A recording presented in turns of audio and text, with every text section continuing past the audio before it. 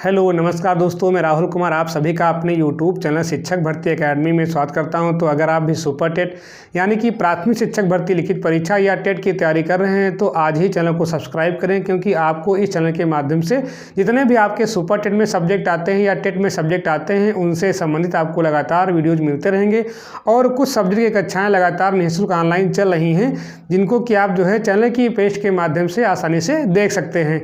तो इन सभी कक्षाओं का लाभ उठाने के लिए आप चैनल से जुड़ जाएं और जो भी आपके साथी सहपाठी जो भी बीटीसी, बीएड या सुपर टेट की तैयारी कर रहे हैं उनको भी इस वीडियो का लिंक और जो चैनल का लिंक है उसको अधिक से अधिक शेयर करते रहें, क्योंकि जब तक आप प्रयास नहीं करेंगे तब तक चैनल का विस्तार संभव नहीं है। तो आप लोग अधिक से अधिक इसको शेयर करते रहें, जिससे कि और लोग भी जुड़ पाएँ। तो आज का जो हमारा सेशन है वो आपका इंग्लिश ग्रामर से होने वाला है। और इंग्लिश ग्रामर जो भी बच्चे अभी कक्षा 6, 7, 8, 9, 10, 11, 12 में अभी भी पढ़ रहे हैं या बोर्ड परीक्षाओं की तैयारी कर रहे हैं उनके लिए भी बहुत ही महत्वपूर्ण है, क्योंकि अगर आप कक्षा 6 से 12 की ग्रामर पढ़ लेते हैं तो फिर आपको आगे कोई दिक्कत नहीं होती है। तो आज का हमारा जो टॉपिक वो आपका एक्टिव वॉइस और पैसिव वॉइस है। इसमें हम वॉइस और वॉइस के प्रकार और इसके बाद एक्टिव वॉइस से पैसिव वॉइस, पैसिव वॉइस से एक्टिव वॉइस, इसको हम समझने का प्रयास करेंगे। तो सबसे पहले हम बात कर लेते हैं यहाँ पर वाच्य की। देखिए, अगर हम वाच्य को समझना चाहते हैं तो हमें ये मालूम होना चाहिए कि जितने भी आपके स्ट्रक्चर होते हैं वो हमेशा क्या होते हैं, आपका सब्जेक्ट, वर्ब और ऑब्जेक्ट होता है। मतलब ये हुआ कि इंग्लिश में आपका कोई भी सेंटेंस लिखा हो तो उसका हमेशा स्ट्रक्चर क्या होता है, सब्जेक्ट, वर्ब और ऑब्जेक्ट होता है। और इसके पहले मैंने चर्चा की थी कि अगर आपका यहाँ पर ऑब्जेक्ट है तो ऑब्जेक्ट की प्रेजेंस मतलब ऑब्जेक्ट की उपस्थिति या फिर ऑब्जेक्ट की अनुपस्थिति के आधार पर यहाँ पर आपकी जो वर्ब होती है वो मैंने बताया था यहाँ पर आपकी दो प्रकार की होती है। क्या होता है यहाँ पर आपका ट्रांसिटिव होता है, क्या होता है यहाँ पर आपका ट्रांसिटिव वर्ब होता है। और दूसरी हमने बात किसी की थी यहाँ पर इनट्रांसिटिव वर्ब की बात की थी। किसकी बात की यहाँ पर आपकी इनट्रांसिटिव वर्ब की। अगर आपने वो वीडियो नहीं देखा है तो आप चैनल की प्लेलिस्ट में जाएंगे तो आपको वीडियो आसानी से मिल जाएगा। तो ये दो चीज़ें होती हैं। मतलब ये हुआ कि मेन हमारा यहाँ पर क्या हो गया, ऑब्जेक्ट और ऑब्जेक्ट की प्रेजेंस या एब्सेंस के आधार पर आपके यहाँ पर दो वर्ब हो गई, ट्रांसिटिव वर्ब और इनट्रांसिटिव वर्ब। अब देखिए यहाँ पर जो मेन आपका जो फैक्टर है क्या, आपका वर्ब है। और जो वाच्य हमारा बनता है ये इसी वर्ब के आधार बनता है। मतलब ये हुआ कि जो वाच्य होता है ये क्या होता है आपका, एक ये वर्ब का फॉर्म ही होता है। मतलब ये हुआ कि ये क्या होता है, वर्ब का एक रूप होता है। इसको हम बोलते क्या है, वर्ब का रूप, या इसको हम बोलते क्या, वर्ब का फॉर्म बोलते हैं। और ये फॉर्म क्या करता है, ये जो फॉर्म होती है, मतलब देखिए वर्ब क्या होता है, ये एक क्या है, एक्सप्रेशन है। मतलब ये हुआ कि अभिव्यक्तिकरण है। तो जो ये आपका वॉइस होता है ये एक क्या होता है, वर्ब का फॉर्म होता है जो यह अभिव्यक्त करता है, जो यह अभिव्यक्त करता है। मतलब ये हुआ कि एक्सप्रेस करता है, अभिव्यक्त करता है। अब यहाँ पर दो चीज़ें हैं। देखिए मैंने बताया कि यहाँ पर हम किसको मेन फोकस ले रहे हैं, यहाँ पर वर्ब ले रहे हैं। तो कभी कभी क्या होता है, क्रिया जो होती है वो क्या होती है, यहाँ पर कर्ता को प्रधानता देती है। मतलब ये हुआ कि कोई ना कोई कार्य कर्ता करता है, मतलब कर्ता स्वयं करता है। तो यहाँ पर दो केस हो गए, कर्ता स्वयं कुछ कार्य करता है, कर्ता स्वयं कुछ कार्य करता है, स्वयं कुछ कार्य करता है। मतलब ये हो कि जो भी आपका सेंटेंस होगा उस सेंटेंस का जो सब्जेक्ट होगा उसे हम क्या बोलते हैं, कर्ता बोलते हैं। तो कर्ता उसमें क्या होता है, स्वयं कुछ ना कुछ कार्य करता है। एक स्थिति ये हो जाती है। दूसरी स्थिति क्या होती है कि कोई भी आपका कार्य किया जाता है लेकिन उसका परिणाम कौन भोगता है, कर्ता भोगता है। तो कार्य के परिणाम का भोगना ये हो गया आपका। और दूसरा क्या है कि कार्य स्वयं करना। ये दो बातें क्या होगी, अलग अलग हुई। तो जो वाच्य होता है ये हमें यही बताता है कि क्या कोई कार्य कर्ता द्वारा किया गया है या फिर जो कार्य किया गया है वो क्या है आपका, वो परिणाम है। मतलब जो भोग रहा है वो कौन है, कर्ता। किए गए कार्य को भोग रहा है कौन, कर्ता। तो कार्य के भोगने और कार्य के करने, यहाँ पर दो मुख्य बिंदु हैं। किसके हम बात कर रहे हैं, कार्य का करना। जो पहले वाला बिंदु से हम क्या बोलते हैं, कार्य का करना, कार्य का करना इसके द्वारा, कर्ता के द्वारा। तो ये पहला बिंदु का सार हो गया। दूसरा जो मैंने बिंदु माना वो क्या माना यहाँ पर आपका, किसी कार्य के परिणाम को भोगना, किसी कार्य के परिणाम को भोगना, किसी कार्य के परिणाम को भोगना। ये क्या होता है, कार्य के भोगने के आधार पर अगर हम इसको जनरलाइज कर दें, मतलब सारांश के रूप में, कार्य को भोगना। तो इस आधार पर जो है इसको हम बोलते हैं क्या, वाच्य। तो वाच्य का बेसिकली आपका यही रूप होता है, मतलब यह कि जो वाच्य होता है वो क्या होता है, क्रिया का ही रूप होता है, जो यह अवगत करता है, यानी कि यह बताता है कि क्या कर्ता ने स्वयं कार्य किया है या किसी कार्य का परिणाम जो है कर्ता भोग रहा है। तो कर्ता के भोगने पर या फिर किसी कार्य को करने के आधार पर यहाँ पर आपको जो है वाच्य को डिफाइन कर सकते हैं। जैसे एग्जाम्पल के रूप में हम देखते हैं यहाँ पर आपका, जैसे लिखा हुआ यहाँ पर आपका Ram pledge hockey, Ram pledge hockey.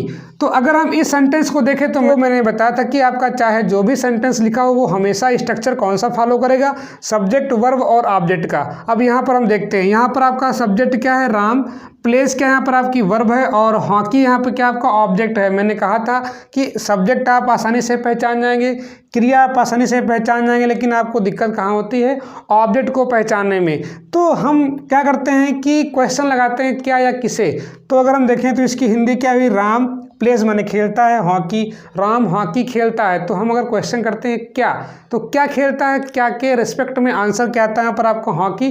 तो हॉकी क्या हो गया, इसका ऑब्जेक्ट हो गया। मतलब ये हुआ कि हमें कहीं पर भी ऑब्जेक्ट पहचानने में दिक्कत हो तो हम सबसे पहले करते क्या हैं, उस सेंटेंस की हिंदी निकालते हैं, और हिंदी निकालने के बाद हम क्या या किसे क्वेश्चन करते हैं, और जो भी उस क्या या किसे के रिस्पेक्ट में जो आंसर आपका आता है वही क्या होता है, उस दिए गए सेंटेंस का ऑब्जेक्ट होता है। तो सीधा सा कहने का अर्थ ये होगा कि ये क्या आपका, यहाँ पर देखें तो हम राम प्लेस हॉकी, मतलब राम हॉकी खेलता है। तो यहाँ पर जो राम है वो स्वयं कार्य कर रहा है। तो मैंने अभी क्या बताया कि वाच्य में जो भी वर्ब आती है, ये वर्ब यहाँ पे जो प्लेस है यही डिफाइन कर रही है कि क्या कुछ कर्ता कार्य कर रहा है। या फिर अगर इसको हम देखें दूसरे सेंस में, तो यहाँ पर अगर इसको देखें हम दूसरा फॉर्म बना दें इसका, तो क्या हो जाएगा यहाँ पर आपका, hockey is played by Ram. अब समझिए यहाँ पर देखिए, हॉकी इज प्लेड मतलब हॉकी खेली गई किसके द्वारा, राम के द्वारा। तो यहाँ पर क्या होगा कि यहाँ पर जो है राम जो है परिणाम भोग रहा है।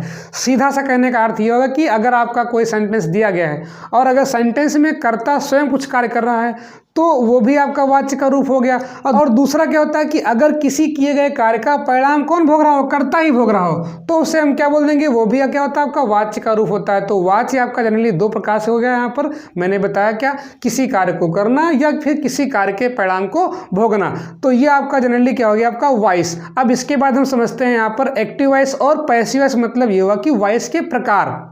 अब हम बात करने वाले हैं वॉइस के प्रकार की। तो अगर हमें वॉइस के प्रकार समझना है तो हमें वर्ब के जो बेसिकली दो टाइप होते हैं, ट्रांसिटिव वर्ब और इनट्रांसिटिव वर्ब। मतलब ये हुआ कि अगर आपका ऑब्जेक्ट होता है सेंटेंस में तो उसे हम क्या बोलते हैं, ट्रांसिटिव वर्ब बोलते हैं, और अगर आपका ऑब्जेक्ट नहीं होता उसे हम क्या बोलते हैं, इनट्रांसिटिव वर्ब बोल देते हैं। तो जब तक आपको इनकी जानकारी नहीं होगी तब तक जो है आप इसमें एक्टिव वॉइस और पैसिव वॉइस में कुछ नहीं कर सकते हैं। तो सबसे पहले मैं यहाँ पर छोटी सी चर्चा करने वाला हूँ ऑब्जेक्ट की उपस्थिति। मतलब ये हुआ कि अगर आपका कोई सेंटेंस लिखा है तो मैंने बताया कि हमेशा उसका स्ट्रक्चर क्या होता है, सब्जेक्ट होगा, फिर यहाँ पे क्या होता है आपका वर्ब होगी, और फिर क्या होता है यहाँ पर आपका ऑब्जेक्ट होगा। क्लियर।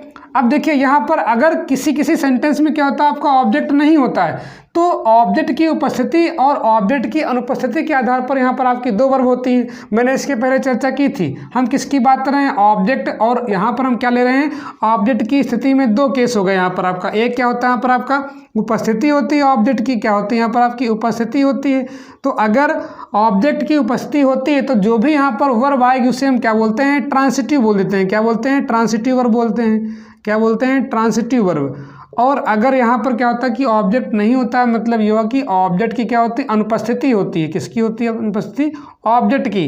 तो इसे हम क्या बोलते हैं, इनट्रांसिटिव बोल देते हैं। क्या बोल देते हैं, इनट्रांसिटिव बोल देते हैं। और आपको ये समझना होगा कि अगर हम एक्टिव वॉइस और पैसिव वॉइस पढ़ रहे हैं तो हमेशा आपको वहाँ पर ऑब्जेक्ट की उपस्थिति देखना पड़ेगा। मतलब यह कि ऑब्जेक्ट है कि नहीं है।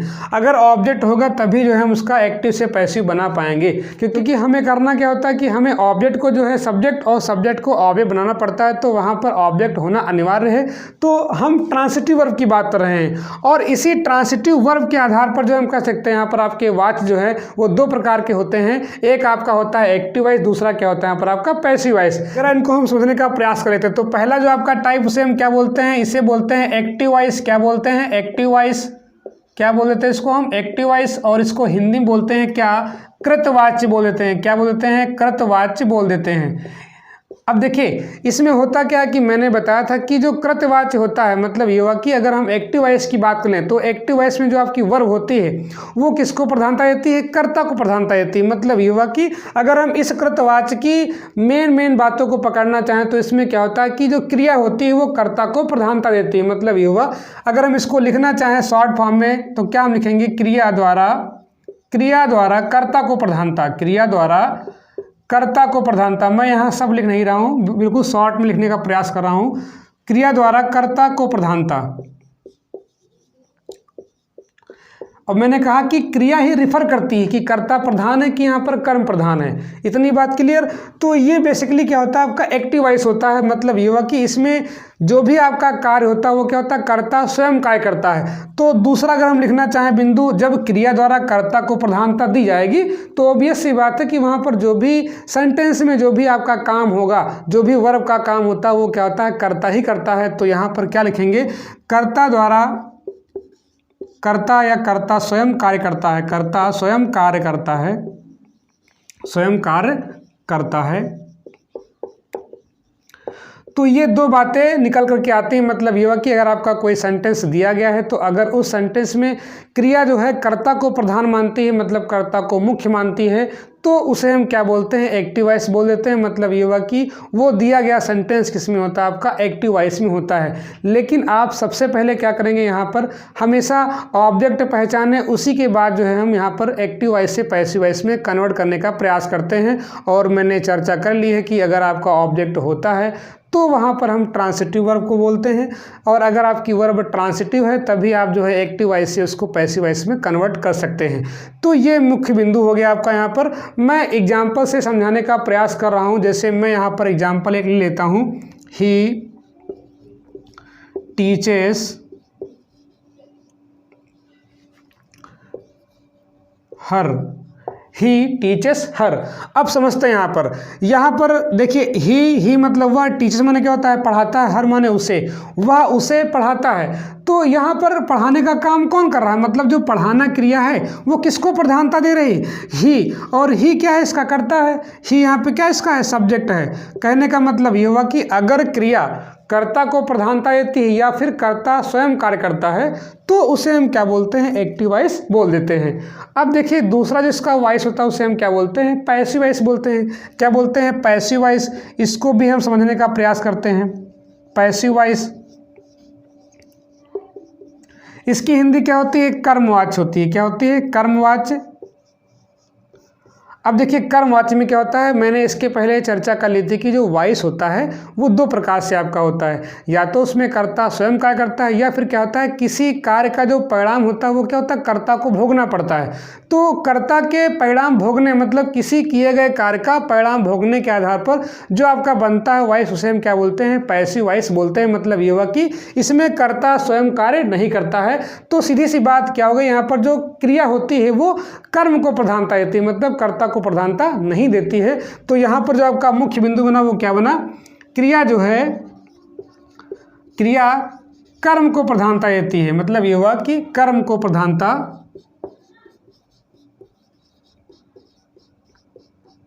देती है। दूसरा यहाँ पे क्या है? कर्ता स्वयं कार्य नहीं करता है। मतलब ये हुआ कि कर्ता स्वयं कार्य नहीं करता है, स्वयं कार्य नहीं करता है। तीसरा बिंदु क्या हो जाएगा यहाँ पर आपका? किसी किए गए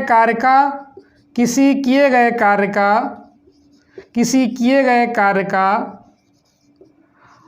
परिणाम कर्ता भोगता है। ठीक है, कर्ता भोगता है। तो तीन जो मुख्य बातें निकली, मैंने क्या बताया कि यहाँ पर जो है जो क्रिया होती है वो कर्म को प्रधानता देती है, और दूसरा मैंने बताया कि यहाँ पर कर्ता क्या होता है? स्वयं कार्य नहीं करता है, केवल कर्ता किसी किए गए कार्य का परिणाम भोगने का प्रयास करता है, मतलब वो परिणाम भोगता है, रिजल्ट केवल। तो सीधा सा कहने का अर्थ ये होगा कि क्या कर्ता जो है सेंटेंस में जो है डायरेक्टली रिस्पॉन्सिबल है या फिर इनडायरेक्टली रिस्पॉन्सिबल है। तो कर्ता के डायरेक्टली रिस्पॉन्सिबल और इनडायरेक्टली रिस्पॉन्सिबल के आधार पर दो वॉइस हो गए, एक्टिव वॉइस और पैसिव वॉइस, और यहाँ पर मैंने जो भी इसके मुख्य बिंदु होते हैं उन सबको जो है बताने का प्रयास किया है। अब देखिए, अगर हम इसी सेंटेंस को जो है लिखना चाहें पैसिव फॉर्म में तो हम कैसे बनाएंगे पैसिव फॉर्म में। देखिए, ये इसका क्या ऑब्जेक्ट है, मैंने कहा था कि आप कैसे पहचानेंगे ऑब्जेक्ट, वह उसे पढ़ाता है, तो यहाँ पर किसे पढ़ाता है, उसे। अब देखिए, हर का जो आपका सब्जेक्टिव केस होता है वो क्या होता है, आपका सी होता है, तो यहाँ पर क्या हो जाएगा पहले सी, मतलब ये हुआ कि जो ऑब्जेक्ट था उसको हम कहाँ लाएंगे, सब्जेक्ट के प्लेस पे लाएंगे। उसके बाद क्या होता है कि जो सहायक क्रिया होती है किसकी, पैसिव वॉइस में। अब देखिए, ये टेंस कौन सा आपका प्रेजेंट इंडेफिनिट टेंस है, इसकी सहायक क्रिया क्या होती है, पैसिव फॉर्म में क्या होती है, इज, एम, आर होती है। तो सी यहाँ पे सिंगुलर नंबर, तो क्या हो जाएगा, सी इज हो जाएगा। फिर क्या होता है, टीच की आपकी थर्ड फॉर्म क्या होती है, टाट, क्या होती है यहाँ पर आपकी टाट लिखेंगे। उसके बाद हो जाएगा बाई, और बाई के बाद जो आपका होता है यहाँ पर ही का ऑब्जेक्टिव केस क्या होता है, हिम। तो ये आपका इसका क्या हो गया, यहाँ पर आपका पैसिव फॉर्म हो गया। अब जरा देखिए, इसको तुलनात्मक अध्ययन करिए इसका जरा। कर्ता स्वयं काय करता है, देखिए यहाँ पे ही टीचर्स हर, वह उसे पढ़ाता है, तो यहाँ पर ही क्या है, ये डायरेक्टली जो आपका जो है रिस्पॉन्सिबल है। लेकिन अगर हम यहाँ पे देखें, सी इज टाट बाई हिम, मतलब ये हुआ कि सी माने उसे, इज मतलब स्टार्ट माने पढ़ाया जाता है, बाई हिम उसके द्वारा, मतलब उसके द्वारा। तो यहाँ पर जो क्रिया किसको प्रधानता दे रही है, सी को, और जो परिणाम कौन भोग रहा है यहाँ पर आपका हिम, और हिम क्या है तो उसी कर्ता का ही रूप। तो सीधा सा कहने का अर्थ ये है कि यहाँ पर क्या होता है कि किसी कार्य का जो परिणाम होता है वो क्या होता है, कर्ता भोगता है, और कर्ता यहाँ पर आपका स्वयं कार्य नहीं करता है, मतलब कर्ता वहाँ पे क्या होता है आपका निष्क्रिय होता है, और इसमें क्या होता है आपका सक्रिय होता है। जैसे ये अगर हम देखें, एक्टिव मतलब क्या होता है सक्रिय, और यहाँ पे क्या होता है पैसिव, तो यहाँ पे क्या होता है निष्क्रिय। तो यहाँ पे कर्ता क्या होता है आपका सक्रिय होता है, और यहाँ पे कर्ता क्या होता है आपका निष्क्रिय होता है, बस वो केवल परिणाम भोगने का कार्य करता है। तो ये आपका जनरली एक्टिव वॉइस हो गया और पैसिव वॉइस हो गया। अब हम बात कर लेते हैं कि कैसे हम जो है एक्टिव वॉइस को पैसिव वॉइस में कन्वर्ट करेंगे। तो आप जो है एक फ्लो चार्ट के माध्यम से समझने का प्रयास करेंगे, और बहुत ही आसानी से जो है हम एक्टिव वॉइस को पैसिव वॉइस में कन्वर्ट कर लेंगे। तो जैसा कि मैंने बताया कि जितने भी आपके सेंटेंस होते हैं उनका हमेशा स्ट्रक्चर क्या होता है, आपका सब्जेक्ट, वर्ब और ऑब्जेक्ट होता है। तो हम उसी की बात करेंगे। तो सबसे पहले हम किसकी बात कर लेते हैं, यहाँ पर आपका सब्जेक्ट होगा, उसके बाद यहाँ पर क्या होती है आपकी वर्ब होती है, फिर क्या होता है आपका ऑब्जेक्ट होता है। ये हम किसकी बात कर रहे हैं, ये हम बात कर रहे हैं एक्टिव वॉइस की बात कर रहे हैं। किसकी हम बात कर रहे हैं, एक्टिव वॉइस। मतलब ये हुआ कि एक्टिव वॉइस में आपको जो है स्ट्रक्चर हमेशा ऐसा ही मिलेगा। ये आपका होगा कौन सा, एक्टिव वॉइस की हम बात कर रहे हैं।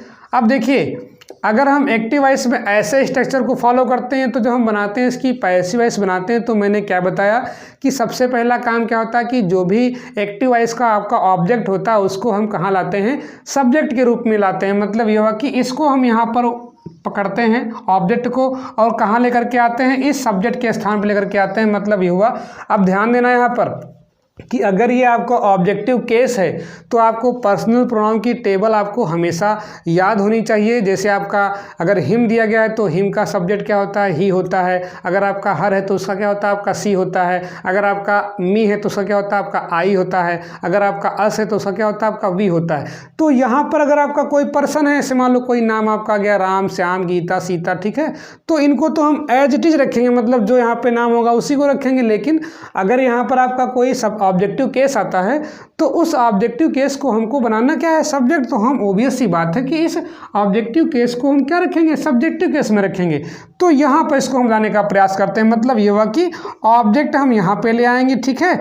लेकिन अगर ये ऑब्जेक्ट आपका किसी केस वाला है तो हम ऑब्जेक्ट तो लाएंगे, लेकिन ये यहाँ पर जब रखेंगे सब्जेक्ट के स्थान पे तो हम उसका सब्जेक्टिव केस ही रखेंगे।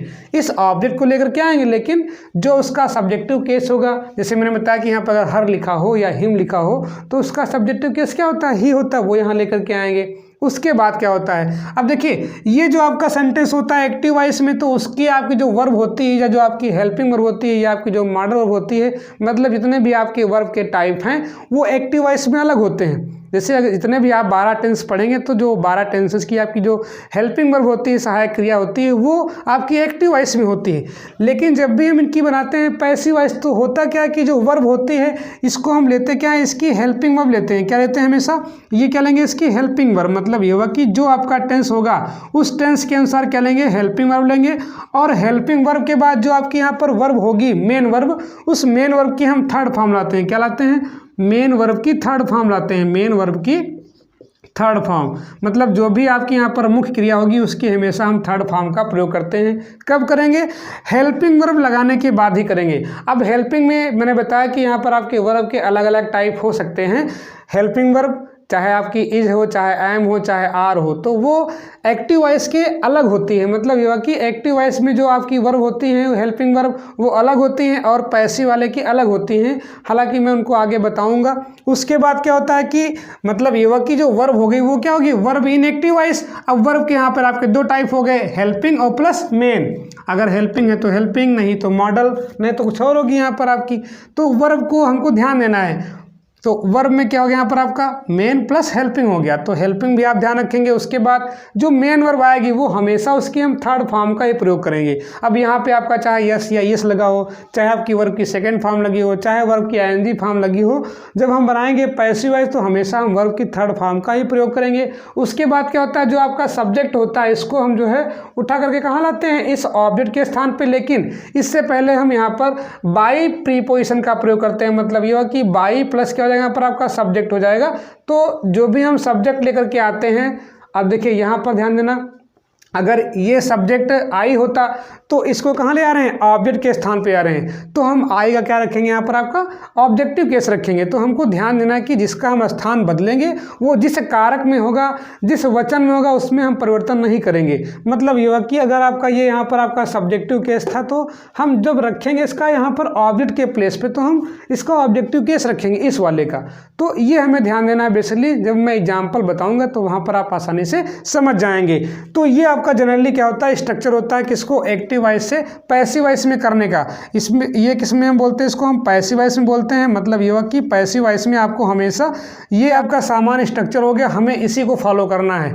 तो सीधा सा कहने का अर्थ ये कि आपका सेंटेंस क्या होता है? सब्जेक्ट वर्ब ऑब्जेक्ट होता है। जब भी हम बनाते हैं पैसिव वॉइस तो ऑब्जेक्ट को सब्जेक्ट बनाते हैं। हेल्पिंग वर्ब जो होगी यहाँ की और इस टेंस की, मतलब पैसिव वॉइस में जो हेल्पिंग होती है वो अलग अलग होती हैं, एक नहीं होती हैं, आप ध्यान रखिएगा। और उसके बाद जो मुख्य क्रिया आती है से आपका प्ले हो गया, कुक हो गया, रीड हो गया, स्टडी हो गया, गो हो गया, कम हो गया, इन सभी का हम जो है हमेशा थर्ड फॉर्म का प्रयोग करते हैं। मतलब यहाँ पे आपकी चाहे जो लगी हो, आईएनजी लगी हो, वर्ब की सेकेंड फॉर्म लगी हो, यस या यस लगा हो, कुछ भी लगा हो, लेकिन जब पैसिव वॉइस बनाते हैं तो वहाँ पर हमेशा वर्ब की थर्ड फॉर्म का ही प्रयोग करते हैं। उसके बाद जब हम यहाँ पर किसको लाते हैं? सब्जेक्ट को, तो उससे पहले हम प्रीपोजिशन बाई का प्रयोग करते हैं। अब हम इसे एक एग्जाम्पल के माध्यम से समझने का प्रयास कर रहे हैं। मैं यहाँ पर एक एग्जाम्पल लेने का प्रयास कर रहा हूँ। जैसे मैं लेता हूँ यहाँ पर आपका वी कुकड द फूड। अब देखिए यहाँ पर वी कुकड द फूड, मतलब ये हुआ कि हमने खाना बनाया। वी मतलब हमने हो गया, कुकड मतलब पकाया, बनाया, द फूड मतलब भोजन, हमने भोजन पकाया। अब समझिए यहाँ पर हमें यहाँ पर देखना है कि ऑब्जेक्ट क्या है। सबसे पहले आप तो यही पहचाने कि सब्जेक्ट क्या है, वर्ब क्या है, टेंस क्या है। जब तक आपको ये पहचान नहीं होगी तब तक आप यहाँ पर एक्टिव वॉइस पैसिव वॉइस में कुछ भी नहीं कर सकते हैं। तो यहाँ पर वी क्या आपका है? वी आपका सब्जेक्टिव केस होता है, तो ये आपका सब्जेक्ट हो गया। कुक क्या आपका पकाना है, और यहाँ पर कुकड क्या है? वर्ब की सेकेंड फॉर्म है। तो अगर वर्ब की सेकेंड फॉर्म है तो ये कौन सा आपका टेंस हो गया? आपका पास्ट इंडेफिनिट टेंस हो गया। द फूड भोजन, अगर आपको पहचानना कि द फूड है क्या तो आप इसकी हिंदी निकालिए, हमने खाना पकाया। हमने क्या पकाया? खाना। तो खाना क्या आया उत्तर में? तो खाना क्या होगा? इसका आपका ऑब्जेक्ट हो गया। इतनी बात क्लियर। अब हमने क्या बताया कि ये तो आपका एक्टिव वॉइस में हो गया, लेकिन जब भी इसके हम बनाएंगे पैसिव वॉइस तो हमने क्या बताया कि जो भी यहाँ पर इसका ऑब्जेक्ट है इसको उठाएंगे यहाँ पर, तो इसको हम कहाँ लाएंगे? इस सब्जेक्ट के स्थान पर। अब देखिए द फूड है तो ये तो कोई आपका ऑब्जेक्टिव केस है नहीं, केवल ऑब्जेक्ट है, तो इसको हम लाएंगे एज इट इज, मतलब जो यहाँ पे लिखा है वही लेकर के आएंगे। तो क्या हो जाएगा आपका? The food. क्या हो गया यहाँ पर आपका? The food.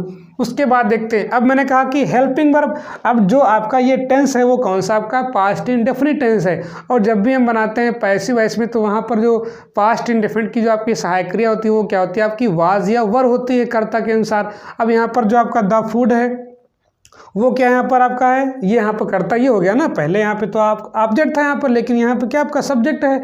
द फूड आपका एक वचन है तो यहाँ पे क्या हो जाएगा आपका? द फूड वाज हो जाएगा। फिर मैंने क्या किया? वर्ब की थर्ड फॉर्म, वर्ब की थर्ड फॉर्म मतलब वर्ब क्या है? कुक। ये आपका थर्ड फॉर्म में दिया ही गया यहाँ पर आपका, तो कुकड हो गया। ठीक है। उसके बाद मैंने क्या? By, by plus subject. Subject यहाँ पर क्या? वी। अब हमने क्या कहा था कि वी यहाँ पे तो आपका सब्जेक्ट है। अब यहाँ पर जब हम लाएंगे तो ये आएगा तो ऑब्जेक्ट के प्लेस पर ही। तो जब इसको लाएंगे तो हम यहाँ पर वी का जो ऑब्जेक्टिव केस होता है अस, तो उसका हम प्रयोग करेंगे। मतलब ये होगा कि बाई क्या हो जाएगा, यहाँ पर आपका अस हो जाएगा। अस हमने क्यों किया यहाँ पर, क्योंकि वी का ऑब्जेक्टिव केस क्या होता है, पर्सनल प्रोनाउन टेबल से अस होता है, और बाई क्या आपका है, प्रीपोजिशन है। और एक बात ध्यान देना कि हमेशा जो है हम यहाँ पर बाई का प्रयोग नहीं करते हैं, कभी कभी क्या होता है हम टू का प्रयोग कर देते हैं, एट का प्रयोग कर देते हैं, विद का प्रयोग कर देते हैं। तो ये जो है अलग अलग जो आपके यहाँ पर वर्ब होती हैं, कुछ आपकी स्पेशल होती हैं, उनके साथ जो हम यहाँ पर टू का प्रयोग, ऐड का प्रयोग, विद का प्रयोग, ठीक है, इस प्रकार से हम करते आते हैं। तो बाई आपका फिक्स नहीं है, जो आपकी कुछ आपकी स्पेशल आपके जो होते हैं वर्ड्स, उनके साथ जो है यहाँ पर हम ऐड का, विद का, टू का प्रयोग करते हैं। जैसे आपका सीनियर हो जाता है, जूनियर हो जाता है, ठीक है, या फिर आपका नो हो जाता है, तो इनके साथ हम जो है टू का प्रयोग करते हैं। तो ये जितने भी आपके एग्जाम्पल हैं आते रहेंगे, मैं इसको जो है साथ साथ में बताता चलूँगा। तो ये आपका जो है मैंने एग्जाम्पल से जो है एक्टिव वॉइस और पैसिव वॉइस समझाने का प्रयास किया। अब हम बात कर लेते हैं एक्टिव वॉइस से पैसिव वॉइस बनाने के नियम। तो यहाँ पर जो आपके मुख्य नियम है मैं उनको लिख दे रहा हूँ, जिससे कि आपको जो थोड़ा आसानी हो जाए। तो जो सबसे पहला आपका नियम होता है उसे हम क्या बोलते हैं, ऑब्जेक्ट को क्या बनाते हैं, ऑब्जेक्ट को सब्जेक्ट के स्थान पे लाते हैं, सब्जेक्ट के स्थान पे लाते हैं,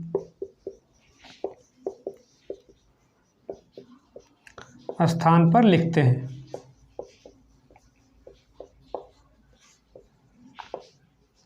दूसरा क्या होता है यहाँ पर आपका, टेंस के अनुसार, टेंस के अनुसार, टेंस के अनुसार पैसिव वॉइस, पैसिव वॉइस की हेल्पिंग वर्ब का प्रयोग करते हैं, पैसिव वॉइस की हेल्पिंग वर्ब का प्रयोग करते हैं, हेल्पिंग वर्ब का प्रयोग करते हैं, हेल्पिंग वर्ब का प्रयोग। तीसरा क्या होता है, मुख्य क्रिया, मतलब यह कि जो भी आपकी मेन वर्ब होती है उसकी हम हमेशा थर्ड फॉर्म का प्रयोग करते हैं, मेन वर्ब की थर्ड फॉर्म का प्रयोग करते हैं। किसका, थर्ड फॉर्म का प्रयोग करते हैं, थर्ड फॉर्म का प्रयोग। और जो आपका चौथा जो आपका बिंदु होता है वो होता है by plus subject, by plus subject, by plus subject का प्रयोग करते हैं।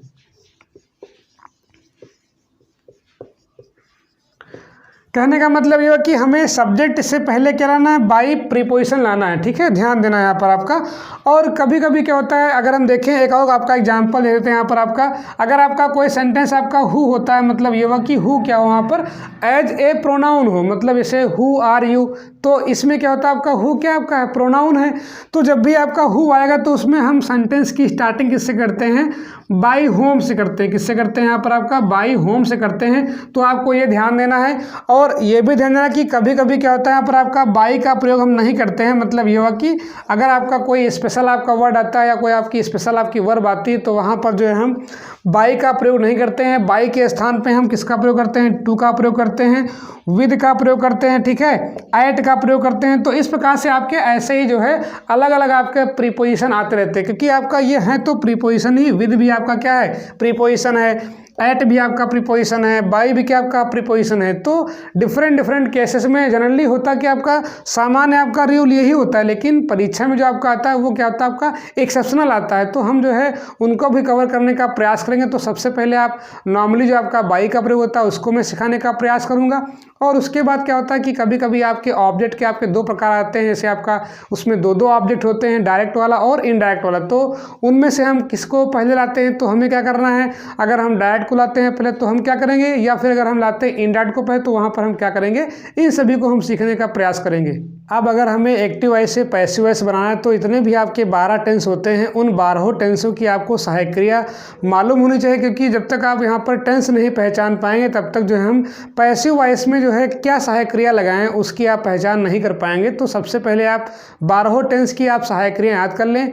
लेकिन होता क्या है कि जब बनाते हैं पैसिव वॉइस तो वहाँ पर आपके केवल 8 टेंस की ये पैसिव वॉइस बनती है, 4 टेंस की आपकी पैसिव वॉइस नहीं बनती है। और जो वो आपके 4 टेंस होते हैं वो आपका जो है उसमें आपका जितने भी आपके तीनों परफेक्ट कंटिन्यूस होते हैं, मतलब जो आपका present perfect continuous, past perfect continuous और फ्यूचर परफेक्ट कंटिन्यूअस और फ्यूचर का आपका एक और टेंस फ्यूचर कंटिन्यूअस, इनकी जो है पैसिव वॉइस नहीं बनती है। बाकी के बचे आपके 8 टेंस, उन सभी की आपकी पैसिव वॉइस बनती है। तो हमें ज़रा जानना है कि इनकी सहायक क्रिया क्या होती है, क्योंकि जब तक हम सहायक क्रिया नहीं पहचान पाएंगे तब तक जो है हम उसमें कुछ भी नहीं कर सकते। मतलब यह कि क्या सहायक क्रिया आएगी पैसिव वॉइस में, उसको हम पहचान नहीं पाएंगे। तो सबसे पहले आप एक्टिव वॉइस में पहचाने कि सहायक क्रिया क्या होती है, तभी आप जो है पैसिव वॉइस तक पहुंच पाएंगे कि हम इसमें क्या सहायक क्रिया यूज़ करें। तो सबसे पहले हम बात कर लेते हैं कि एक्टिव वॉइस में जो है अलग अलग टेंस के हिसाब से यहाँ पर मैंने 8 टेंस लिए हैं। कितने लिए हैं? 8। जो आपके 4 टेंस हैं उनकी आपकी पैसिव वॉइस नहीं बनती, तो उनको हम यहाँ पर नहीं लेंगे। अब हमें करना क्या, हमें देखना है कि एक्टिव वॉइस में जो है ये आपका टेंस कौन सा, आपका प्रेजेंट इंडेफिनिट टेंस है। तो अगर हम देखें यहाँ पर तो प्रेजेंट इंडेफिनिट टेंस में क्या होता है, अगर आपको पहचानना है कि आपका ये सेंटेंस प्रेजेंट इंडेफिनिट टेंस का है कि नहीं, तो सबसे पहले आपको वहाँ पर सहायक क्रिया मालूम होनी चाहिए। और मैंने कहा है कि अगर हम प्रेजेंट इंडेफिनिट टेंस की बात करें तो वहाँ पर क्या होता है कि अफर्मेटिव में क्या आता है आपका यस या क्या आता है ईएस का प्रयोग होता है। मतलब ये हुआ कि अगर आपका यस या ईएस का प्रयोग हुआ है तो इसका मतलब ये हुआ कि वो आपका प्रेजेंट इंडेफिनिट टेंस का अफर्मेटिव है। और अगर हम बात लेते हैं निगेटिव की तो वहाँ पर क्या आता है डू और डज आता है। मतलब ये हुआ कि अगर हम डू या डज देखते हैं तो इसका कहने का मतलब ये हुआ कि वो आपका टेंस कैसा आपका है, प्रेजेंट इंडेफिनिट टेंस का है। किसमें? एक्टिव वॉइस की हम बात कर रहे हैं। लेकिन जब हम इसको पैसिव वॉइस में कन्वर्ट करते हैं तो वहाँ पर जो आपका अगर यस या ईएस दिख जाए, डू या डज दिख जाए, तो वहाँ पर हम करते क्या हैं, इसकी पैसिव वॉइस में जो सहायक क्रिया होती है, मतलब जब भी हम पैसिव वॉइस में कन्वर्ट करेंगे तो वहाँ पर हम किसका प्रयोग करते हैं, is oblique am oblique are का प्रयोग करते हैं। मतलब ये हुआ कि इज एम आर का प्रयोग करते हैं। और मैंने बताया कि इज का प्रयोग क्या होता है आपका एक वचनकर्ता के साथ, आर का प्रयोग क्या होता है आपका बहुवचनकर्ता के साथ। अगर आपका आई आता है तो वहाँ पर हम एम का प्रयोग करते हैं। इतनी बात क्लियर। अब आते हैं दूसरे टेंस की हम बात कर लेते हैं। दूसरा आपका टेंस होता है प्रेजेंट कंटिन्यूअस टेंस। तो यहाँ पर कैसे पहचानेंगे आप एक्टिव वॉइस में कि आपका सेंटेंस ये प्रेजेंट कंटिन्यूअस का है कि नहीं, तो वहाँ पर क्या होता है आपका इज एम आर आता है और साथ में क्या आता है आपकी वर्ब की आईएनजी फॉर्म आती है, तो उसे हम क्या बोलते हैं, प्रेजेंट कंटिन्यूअस टेंस बोलते हैं। मतलब जो सहायक क्रिया होती है वो क्या होती है, इज एम आर होती है। मतलब ये हुआ कि यहाँ पर क्या होता है, इज एम आर होता है। किसमें? हम किसकी बात कर रहे हैं, प्रेजेंट कंटिन्यूअस की एक्टिव वॉइस में बात कर रहे हैं। लेकिन जब भी हम इस सेंटेंस को जो है किसमें करते हैं, पैसिव वॉइस में, तो वहाँ पर जो हमारी सहायक क्रिया होती है वो क्या होती है, is being, am being, are being. मतलब ये हुआ कि अगर इसको हम लिखना चाहें तो क्या हो जाएगा यहाँ पर आपका इज बीइंग, एम बीइंग और आर बीइंग, एम बीइंग और आर बीइंग। तो ये आपकी 3 आपकी सहायक क्रिया होती हैं। तो हमको ध्यान क्या देना है कि हम जो है जो भी सेंटेंस ले रहे हैं, मतलब अगर हम फ्यूचर इंडेफिनिट ले रहे हैं तो वहाँ पर हम एक सेंटेंस आगे चले आ रहे हैं, मतलब एक स्टेप आगे चले आ रहे हैं। जैसे इज एम आर क्या होता है आपका कंटिन्यूस में होता है, लेकिन हम एक जो है थोड़ा पहले चले आए हैं। मतलब ये जो आपकी कंटिन्यूस की सहायक क्रिया थी पैसिव वॉइस में, वो एक आगे बढ़ गई, वो किस में आ गई, इंडेफिनिट में आ गई। और इसमें क्या होगा आपका बीइंग लग गया। तो इस तरीके से हम आसानी से याद कर सकते हैं। अगर हम बात कर लेते हैं प्रेजेंट परफेक्ट टेंस की, तो प्रेजेंट परफेक्ट टेंस में जो आपकी सहायक क्रिया होती है एक्टिव वॉइस में, मतलब जो जनरली होती है वो क्या होती है आपकी यहाँ पर हैज और है होती है। क्या होती है आपकी, हैज और है। मतलब एक वचन के साथ आपका हैज का प्रयोग और बहुवचन के साथ आपका है का प्रयोग। लेकिन जब भी हम इसकी बनाते हैं पैसिव वॉइस, मतलब ये हुआ कि आपको सेंटेंस पहचानना एक्टिव वॉइस में देगा तो हम पहचान लेते हैं कि आपका सेंटेंस है कौन सा, प्रेजेंट परफेक्ट है। अब जब उसकी बनाएंगे पैसिव वॉइस तो वहाँ पे हम क्या लाएंगे, हैज बीन और हैव बीन लाएंगे। क्या लाएंगे यहाँ पर आपका, हैज बीन और हैव बीन। सीधा सा कहने का अर्थ ये है कि ये जो सहायक क्रिया थी किसकी थी आपकी, ये थी प्रेजेंट परफेक्ट कंटीन्यूअस टेंस की एक्टिव वॉइस में। लेकिन हम एक स्टेप आगे चले आए, उसका हम कहाँ यूज़ कर रहे हैं, उसका हम परफेक्ट में यूज़ कर ले रहे हैं, एक स्टेप आगे बढ़ गए। अब हम देखते हैं यहाँ पर आपका जो आपका होता है पास्ट इंडेफिनिट टेंस। तो अगर हम देखें एक्टिव वॉइस में इसकी पहचान क्या होती है, एक्टिव वॉइस में क्या होता है, यहाँ पर आपका वर्ब की सेकेंड फॉर्म आती है। क्या आती है, वर्ब की अगर सेकेंड फॉर्म लगी तो इसका मतलब ये हुआ कि वो टेंस कौन सा आपका है, पास्ट इंडेफिनिट टेंस है। अगर आपका निगेटिव आता है, ये अफर्मेटिव की हम बात कर रहे हैं, जिस प्रकार से ये आपका प्रेजेंट इंडेफिनिट में होता है यस या यस, उसी प्रकार से क्या होता है। और देखिए ये आपके 2 टेंस बहुत खतरनाक हैं, एक आपका ये वाला टेंस, एक आपका ये। और इसके बाद हम बात लेते हैं यहाँ पर आपका पास्ट परफेक्ट टेंस की। किसकी बात लेते हैं यहाँ पर आपका, पास्ट परफेक्ट टेंस की। ये भी क्या होता है, बहुत ही खतरनाक होता है। मतलब ये हुआ कि हमें इन 3 टेंस से बचकर रहना है। कौन कौन से आपका present indefinite tense, past indefinite tense और पास्ट परफेक्ट टेंस, क्योंकि इनमें क्या होता है अक्सर आप कंफ्यूज रहते हैं। तो इसमें अगर देखें नेगेटिव में क्या होता है आपका डिड आता है, क्या आता है डिड आता है, नेगेटिव में आता है, इंट्रागेटिव में आता है, इंट्रागेटिव फर्स्ट टाइप में आता है, इंट्रागेटिव सेकंड टाइप में आता है। आगे हम बात लेते हैं जब इसकी बनाएंगे पैसिव वॉइस तो हम किसका प्रयोग करेंगे, वाज वर, मतलब जो कंटिन्यूअस की सहायक क्रिया थी उसको हम कहाँ ला रहे हैं, पास्ट इंडेफिनिट में ला रहे हैं। जो क्रिया पास्ट कंटिन्यूअस में यूज होती है उसको हम एक स्टेप बढ़ा रहे हैं आगे, किसमें, पास्ट इंडेफिनिट में, मतलब वाज और वर ला रहे हैं। क्या रहे हैं, वाज और वर। और मैंने बताया था कि वाज का प्रयोग कब होता है, एक वचनकर्ता के साथ, और वर का प्रयोग होता है बहुवचनकर्ता के साथ, मतलब सिंगुलर नंबर और प्योर नंबर अलग अलग। अब दूसरा यहाँ पर देखते हैं, यहाँ पर आपका पास्ट कंटिन्यूअस, तो पास्ट कंटिन्यूअस में क्या होता है, इसमें एक्टिव वॉइस में क्या होता है, यहाँ पर आपका क्या आता है, वाज और वर आता है, और वाज और वर के साथ क्या आता है, यहाँ पर वर्ब की आईएनजी फॉर्म आती है। लेकिन जब भी हम इनकी बनाते हैं पैसिव फॉर्म बनाते हैं, तो मैंने बताया कि यहाँ पर बीइंग क्यों ला रहे हैं, क्योंकि जो आपकी इज एम आर होती है वो क्या होती है, अगर इनको देखें हम, इसको हम बोलते हैं टू बी, क्या बोलते हैं, टू बी। तो टू बी में क्या आता है, इज आता है, एम आता है, आर आता है, वाज आता है, वर आता है, मतलब ये हुआ कि ये सारी की सारी क्या होती हैं आपकी बी की फॉर्म होती है, इसीलिए यहाँ पर क्या लगाया गया है, बीइंग लगाया गया, ठीक है।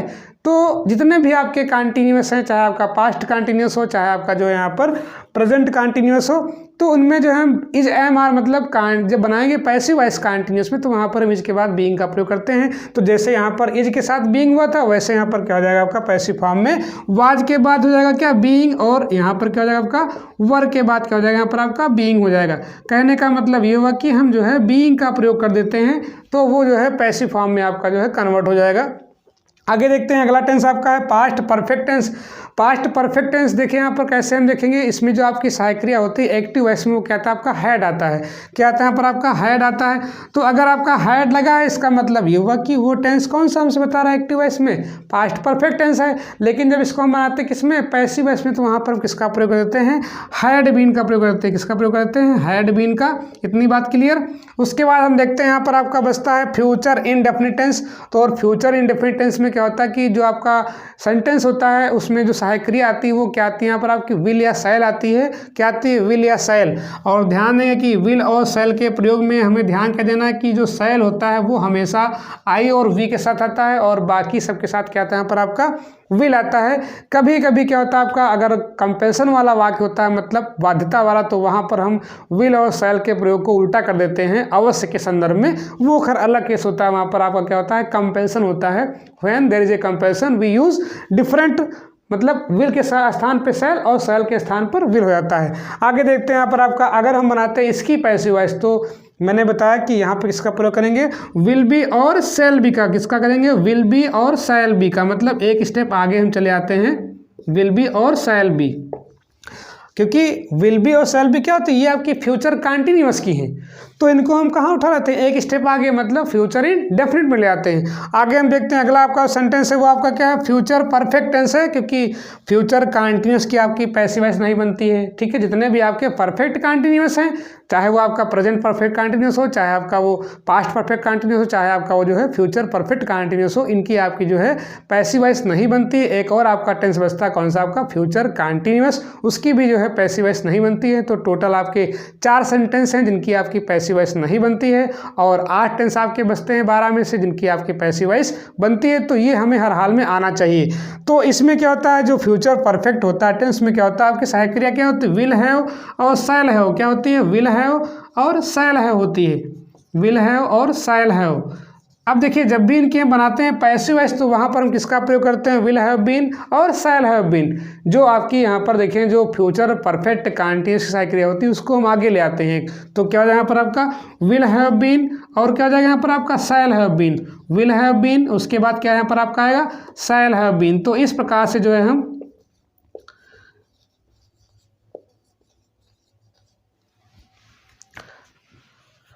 तो इस प्रकार से जो है हम एक्टिव वॉइस में अगर आप पहचान लेते हैं तो उसको हम पैसिव वॉइस में किस सहायक क्रिया के साथ जो है एडजस्ट करेंगे। तो ये आपको जो है जानकारी अवश्य होगी। और अगर आपको टेंस का ज्ञान नहीं है, 12 टेंस अगर आपको नहीं आते हैं तो आप चाहे रीऑर्डरिंग करें, चाहे एक्टिव से पैसिव करें, चाहे डायरेक्ट से इनडायरेक्ट करें, चाहे सिंटैक्स करें, चाहे ट्रांसफॉर्मेशन करें, ठीक है, चाहे सिंथेसिस करें, आप हर जगह असफल रहेंगे। तो आप जो है टेंस विधिवत आप पढ़ लीजिए, उसको जो है जितनी भी सहायक क्रियाएँ उसको आप जो है याद कर लीजिए। अगर आपको टेंस में ट्रांजिशन नहीं आ रहा है तो कोई दिक्कत नहीं, लेकिन आप कम से कम सहायक क्रिया तो उसको याद ही कर लीजिए कि हम वो पहचान जाएँ कि आपका ये टेंस है कौन सा।